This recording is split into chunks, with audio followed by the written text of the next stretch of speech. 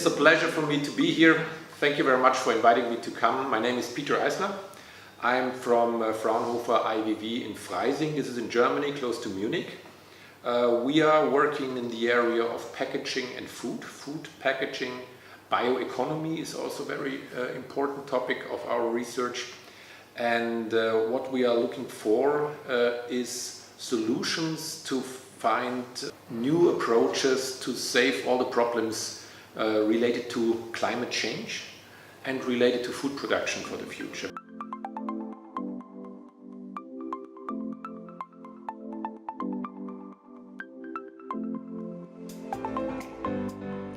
Nowadays, about 30% of losses of food production along the value chain. This means from the agricultural production over post-harvesting, processing, transport and to the consumer, we have a loss of 1/3 of the produced food.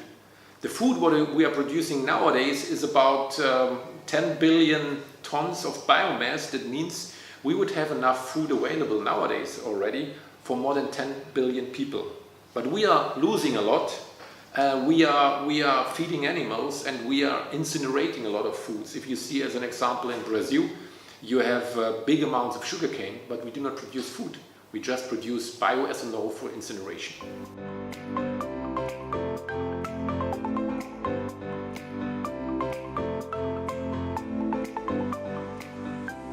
Our aim for the future is to look wherever we have byproducts in food production and using these byproducts with the highest value what is possible.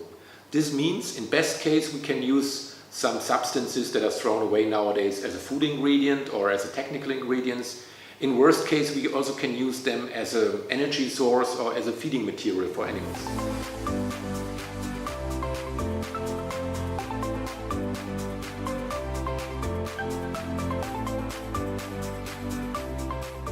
So for this reason I can give you one example for a nice project we were carrying out in Brazil. They are producing a lot of soy in Mato Grosso, and what we find out that there is a possibility to grow sunflower as an intercrop between two periods of soy production. This opens a big potential for producing sunflower seeds. Sunflower seeds, of course, from this you can make sunflower oil. Everybody knows how to produce sunflower oil. You press it, you de-oil it, and then you have a residue. And this residue is a very low valuable product. Our aim is to valorize this product, bringing this into a food ingredient. So we modified the processing of sunflower a little bit, putting away the hulls from the kernels in the beginning, and then separating the oil from the dehulled kernel. This means the residue is a food. And we identified that if we do the processing in the right way, we have a high functional food ingredient with very good properties for producing mayonnaise, cake, milk, whatever. On the other side, it has a very tasty flavor and aroma. So people like it. And for this reason, this waste product can be transformed in a very tasty food ingredient. So this is very nice for the market. We have created a spin-off company now that is doing a collaboration with the Brazilian partners, and for this reason I think this can be a real innovation for the future, creating added value from a waste.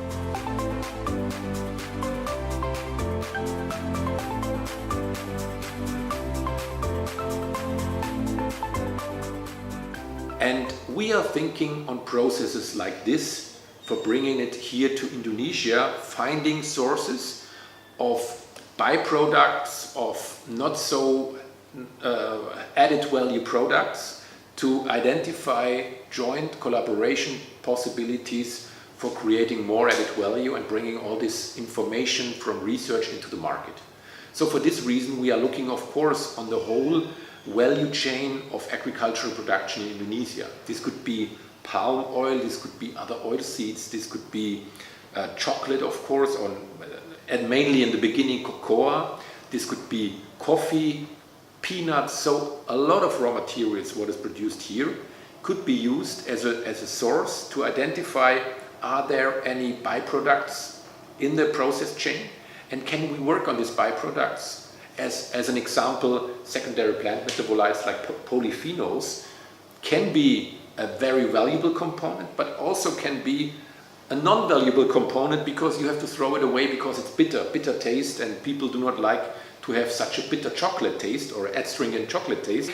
The future should be bioeconomy. Bioeconomy in the name of producing from waste products very valuable products for markets, for food markets, feed market, and for technical products. And of course, to get the people on our side, that we do not make it isolated from the people, we have to make sure that our innovation is creating value added in the country here. To have jobs in the end, to have new value added products in Indonesia, to convince people that it makes sense to work on this topic. So in the end, if we will be successful, I think we will have a lot of new products for international markets created here in Indonesia and working together, of course, with Germany.